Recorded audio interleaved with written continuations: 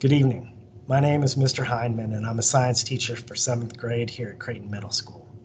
7th grade science is a great curriculum, and it's focused on both life and physical science as they pertain to living things here on our planet Earth. We begin with a discussion of chemistry and atoms and chemical reactions, and build to larger and larger scales, tackling cells and their construction, types of organisms, genetics, and the human body, while finishing with ecology and learning how all the living things on Earth coexist and can influence. Details regarding class rules and policies can be found under the general channel of our classroom website. The class notebook and any graded assignments can also be found there. In addition to our class schedule, I'm also available for RTI on weekdays, afternoons from 2 o'clock to 3:45. Please encourage your student to reach out to me if they have any questions or need assistance.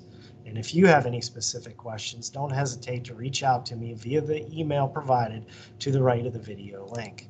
Thanks, and have a wonderful evening.